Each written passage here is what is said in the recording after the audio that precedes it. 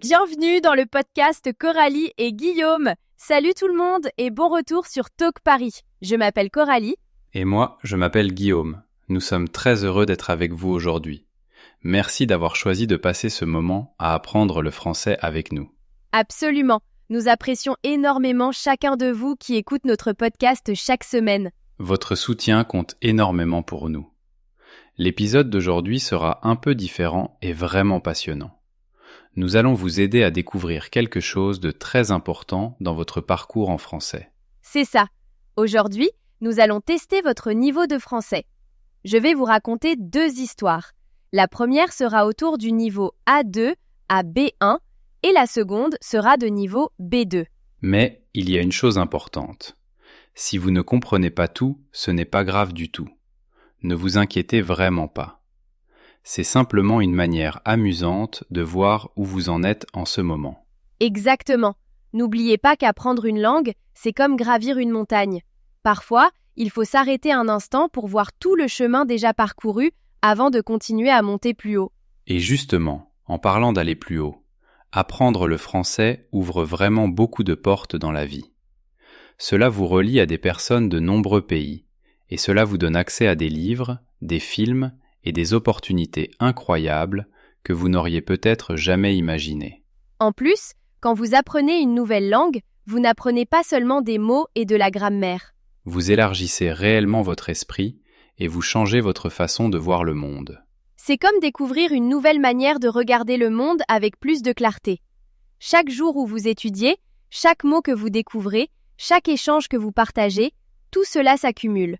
Alors, que vous compreniez 50% ou 90% des histoires d'aujourd'hui, célébrez le fait que vous faites déjà quelque chose d'extraordinaire en apprenant le français.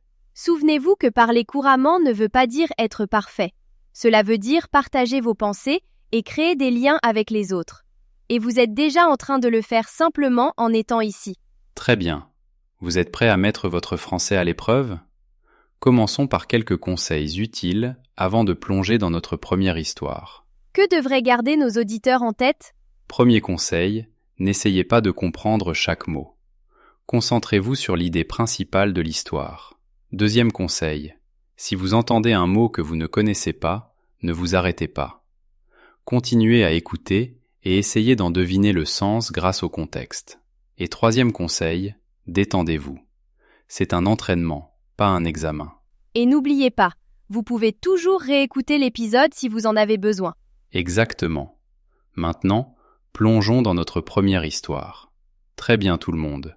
Voici ma première histoire. Celle-ci est conçue pour un niveau A2 à B1.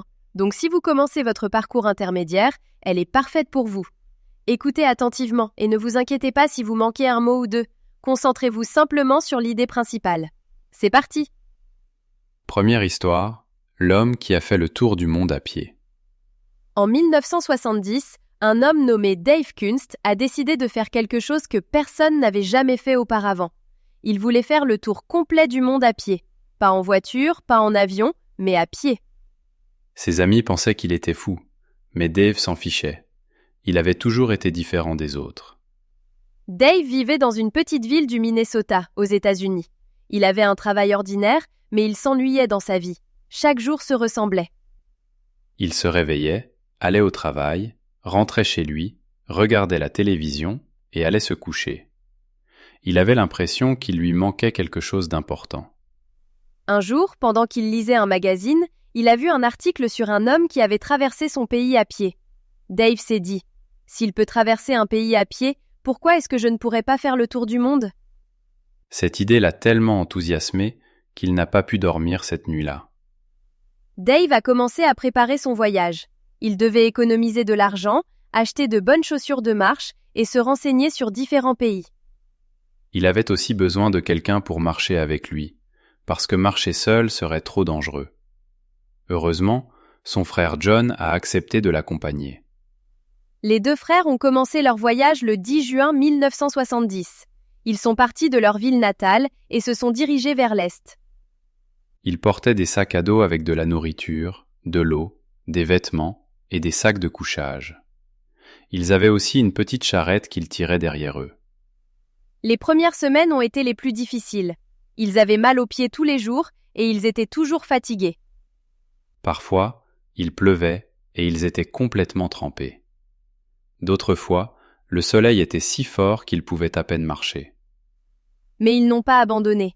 En traversant différents États, les gens ont commencé à entendre parler d'eux. Les journaux ont écrit des articles sur les deux frères marcheurs. Certaines personnes pensaient qu'ils étaient des héros, tandis que d'autres croyaient qu'ils cherchaient seulement à attirer l'attention. Après avoir marché pendant plusieurs mois, ils sont arrivés à New York. De là, ils ont pris un bateau pour l'Europe. Ils ont marché dans de nombreux pays européens, notamment en Angleterre, en France, en Allemagne et en Italie. Dans chaque pays, ils ont rencontré des personnes intéressantes qui les ont aidés et leur ont donné de la nourriture et un endroit pour dormir. La partie la plus difficile de leur voyage a été le moment où ils traversaient les montagnes. Le terrain était extrêmement difficile et ils devaient faire très attention aux chemins rocheux et aux montées raides. Malheureusement, John est tombé malade à cause de l'altitude et de l'épuisement. Le médecin a dit qu'il devait se reposer et récupérer. Alors il a décidé de rentrer chez lui. Dave était triste de voir son frère partir, mais il comprenait la situation et il était déterminé à terminer son voyage. Dave a trouvé un nouveau compagnon de marche et a continué son aventure. Il a traversé l'Inde, l'Australie et beaucoup d'autres pays. Dans certains endroits, le temps était horrible. Dans d'autres, les animaux sauvages étaient dangereux. Mais Dave a continué à marcher. Après 4 ans et 2 mois, Dave est finalement revenu au Minnesota. Il avait parcouru 14 450 miles et visité 20 pays. Il est devenu la première personne de l'histoire à faire le tour du monde à pied. Quand Dave est rentré chez lui, il était célèbre. Il a écrit un livre sur son aventure et a donné de nombreuses conférences. Mais la chose la plus importante qu'il a apprise, c'est que si l'on veut vraiment faire quelque chose, on peut y arriver. Il faut simplement continuer à essayer, même quand les choses deviennent difficiles.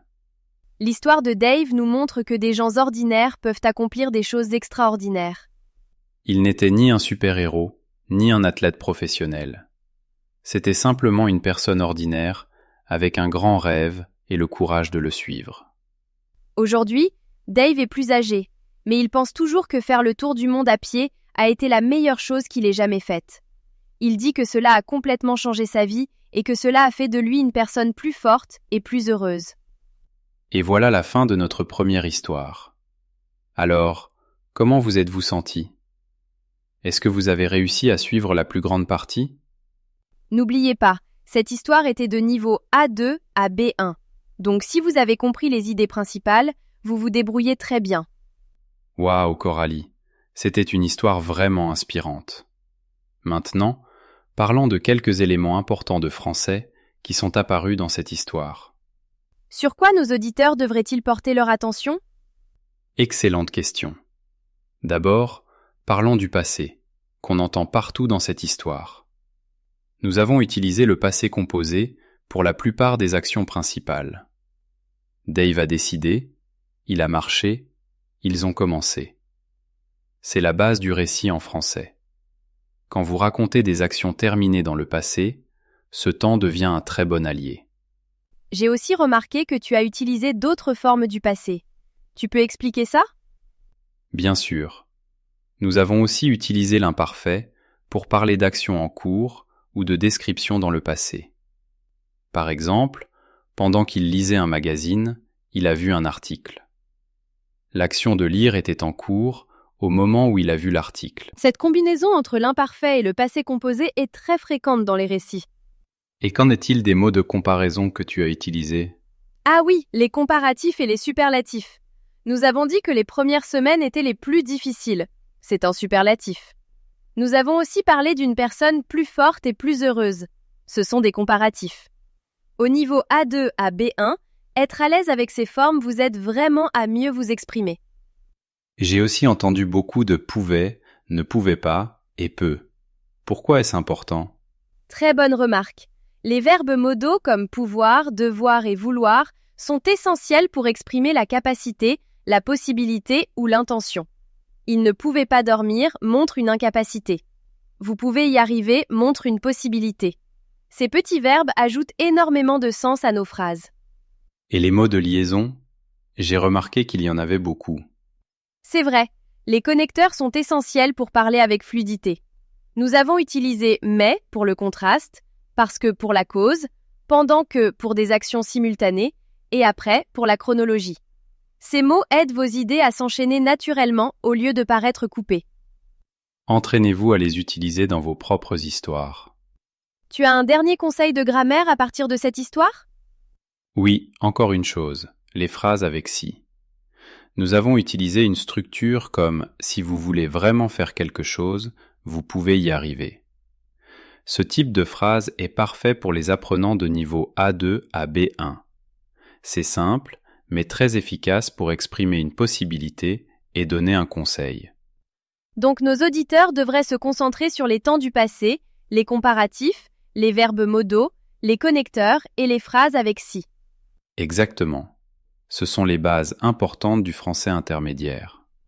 Et rappelez-vous, tout le monde, n'essayez pas de tout apprendre en même temps. Choisissez un ou deux de ces points et pratiquez-les cette semaine. Maintenant, êtes-vous prêt pour notre histoire de niveau B2? D'accord Guillaume, j'ai hâte d'entendre celle-ci. Celle-ci est pour nos auditeurs plus avancés, n'est-ce pas? C'est exact. Cette histoire est de niveau B2, donc elle sera plus difficile. Si vous êtes à l'aise avec la première histoire, voyons comment vous allez vous débrouiller avec celle-ci. Ne vous découragez pas si elle vous semble plus compliquée. C'est justement le but. Deuxième histoire, la scientifique qui n'a jamais abandonné. Aviez-vous déjà entendu parler de Marie Curie avant qu'elle ne devienne célèbre? Vous auriez pu penser qu'elle n'était qu'une étudiante en difficulté parmi d'autres à Paris.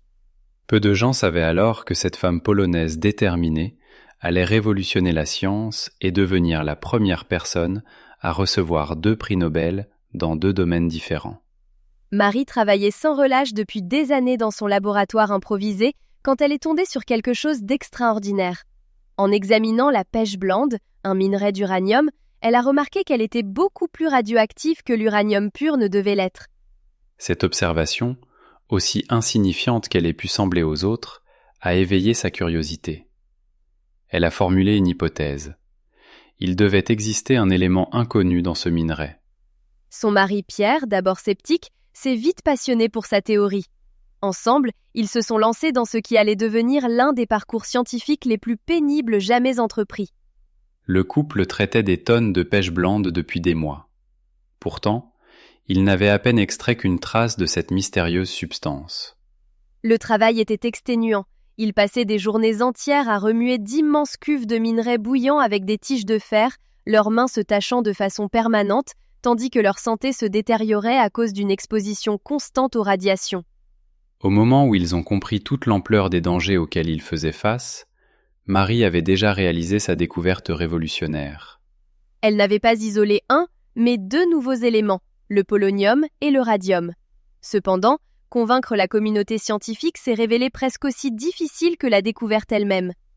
Les critiques soutenaient que tant qu'elle ne pourrait pas produire un échantillon pur de radium, ces affirmations resteraient sans preuve. Marie savait que, si elle voulait réussir, elle devrait traiter littéralement encore des tonnes de minerais. La tâche semblait impossible.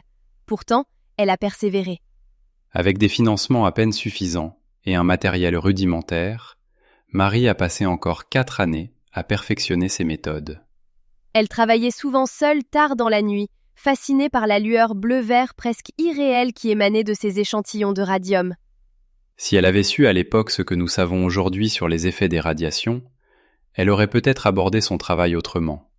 En 1902, Marie a finalement réussi à isoler 1/10 de gramme de chlorure de radium pur. Le monde scientifique a été stupéfait.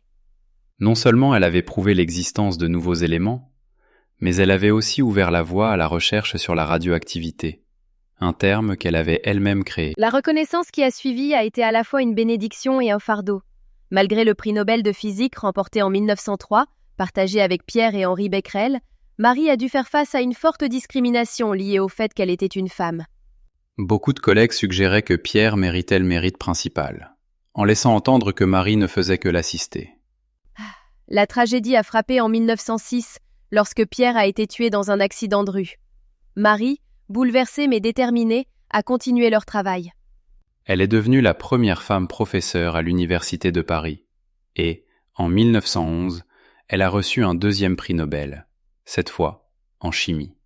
L'héritage de Marie va bien au-delà de ses réussites scientifiques. Elle a montré qu'avec assez de détermination et de rigueur intellectuelle, même les obstacles qui semblent impossibles peuvent être surmontés. Son histoire nous rappelle que les découvertes majeures viennent souvent de ceux qui refusent d'accepter les idées toutes faites. Voilà donc notre histoire de niveau B2 sur Marie Curie. Alors, qu'en avez-vous pensé par rapport à la première? Avez-vous remarqué la différence de complexité? Waouh, Coralie, c'était clairement plus difficile. Qu'est-ce qui fait que cette histoire est de niveau B2? Excellente question. La plus grande différence, c'est la complexité des phrases. Commençons par quelque chose qui trouble beaucoup d'apprenants, les structures d'inversion. J'ai dit par exemple « peu de gens savaient alors » au lieu d'une tournure plus simple. Ce type d'inversion crée de l'emphase et donne un style plus soutenu. Nous avons aussi utilisé des structures comme « non seulement elle avait prouvé », qui renforcent les faits et rendent le récit plus sophistiqué. J'ai aussi remarqué quelques phrases conditionnelles un peu étranges. Elles étaient correctes? Absolument. Ce sont des conditionnels plus avancés que les apprenants B2 doivent maîtriser. Par exemple, quand j'ai dit « Aviez-vous déjà entendu parler de Marie Curie avant qu'elle ne devienne célèbre ?» Vous auriez pu penser « Cela correspond à une condition dans le passé ». Cette construction donne un ton plus formel et plus littéraire. Et la phrase avec « si elle voulait réussir ?» Très bonne remarque. Ce genre de structure exprime une situation hypothétique avec beaucoup de nuances. Les locuteurs natifs l'emploient souvent dans un registre plus soutenu, mais cela déstabilise les apprenants parce que la forme n'est pas toujours celle qu'ils attendent. Pourtant, ce n'est pas une erreur. C'est une structure grammaticale particulière qui sert à exprimer l'hypothèse avec élégance. Les temps du passé semblaient aussi plus compliqués. Exactement. Nous avons utilisé des formes qui montrent des actions prolongées dans le passé avant une autre action. Par exemple, Marie travaillait depuis des années, ou le couple traitait ce minerai depuis des mois. Cela permet de montrer la durée et la continuité de leur travail avant la découverte. Beaucoup d'apprenants B2 évitent ce type de formulation, mais c'est essentiel pour raconter avec précision et profondeur. Certaines phrases semblaient vraiment longues et complexes. Oui, parce qu'elles utilisent des participes et des structures relatives plus développées. Au lieu de séparer chaque idée en plusieurs petites phrases, on relie les idées de manière plus fluide. Par exemple, au lieu de dire que Marie travaillait avec peu de moyens et que ce matériel était insuffisant, on intègre cette information dans une phrase plus dense. C'est ce qui donne une impression de fluidité plus naturelle au niveau B2. Y avait-il d'autres points de grammaire difficiles? Oui, par exemple les hypothèses complexes. Quand on dit « si elle avait su à l'époque ce que nous savons aujourd'hui, elle aurait peut-être travaillé autrement », on relie le passé à une compréhension plus large. Il y a aussi les phrases d'insistance, qui permettent de mettre en valeur une idée précise. Ces structures rendent la langue plus riche, mais elles demandent de la pratique. Donc le niveau B2, c'est surtout une question de variété et de complexité des phrases. Précisément. Les apprenants B2 doivent aller au-delà des phrases simples et coordonnées. Ils doivent maîtriser les propositions subordonnées, les temps plus élaborés, les formulations plus soutenues et des connecteurs plus nuancés. Il ne s'agit pas seulement de connaître plus de mots. Il s'agit d'utiliser des structures plus complexes, de façon naturelle et appropriée. C'est vraiment un grand pas par rapport au niveau A2 à B1. C'est vrai. Mais ne vous inquiétez pas si vous n'avez pas tout compris. Le développement du niveau B2 prend du temps. Commencez par reconnaître ces structures, puis essayez peu à peu de les intégrer dans votre propre expression orale et écrite. Alors Guillaume, qu'est-ce que nos auditeurs devraient retenir de l'épisode d'aujourd'hui? D'abord, félicitations à tous ceux qui ont écouté les deux histoires. Que vous ayez compris 30% ou 90%, vous vous êtes lancé un défi, et c'est exactement cela, apprendre une langue. Absolument. Et rappelez-vous, il ne s'agissait pas d'obtenir un score parfait. Exactement. Si la première histoire vous a semblé confortable et que vous avez compris la plupart des détails, vous êtes probablement bien dans la zone A2 à B1. Si vous avez compris les idées principales mais manquez certaines nuances, vous êtes sans doute en transition entre plusieurs niveaux, et c'est tout à fait normal. Et pour la deuxième histoire? Si vous avez bien suivi l'histoire de Marie Curie et compris les structures de phrases plus complexes, félicitations. Vous fonctionnez probablement à un niveau B2. Mais si cela vous a semblé un peu écrasant, ne vous inquiétez pas. Cela veut simplement dire que vous avez encore de beaux progrès devant vous. J'aime beaucoup cette façon de voir les choses. Quelle est la chose la plus importante à retenir? L'apprentissage d'une langue n'est pas linéaire. Certains jours, vous aurez l'impression de tout comprendre. D'autres jours, vous vous sentirez perdu. C'est complètement normal. La clé, c'est la régularité. Continuez à écouter, continuez à pratiquer, continuez à vous confronter à des contenus légèrement au-dessus de votre niveau actuel. Et soyez patient avec vous-même, n'est-ce pas? Absolument. Marie Curie n'a pas découvert le radium du jour au lendemain. Cela lui a demandé des années de travail persistant. Votre aisance en français, c'est pareil. Chaque conversation, chaque épisode de podcast, chaque erreur que vous faites, construit peu à peu vos compétences. En parlant de construire ses compétences, que devraient faire nos auditeurs après cet épisode? Très bonne question. Choisissez 1 ou 2 points de grammaire dont nous avons parlé aujourd'hui et concentrez-vous dessus cette semaine. Si vous êtes entre A2 et B1, entraînez-vous à utiliser les temps du passé et les connecteurs dans vos propres récits. Si vous êtes au niveau B2, essayez d'intégrer certaines structures plus avancées dans votre écriture. Un dernier mot pour motiver tout le monde? Souvenez-vous, vous n'êtes pas seulement en train d'apprendre le français, vous êtes en train d'élargir votre monde.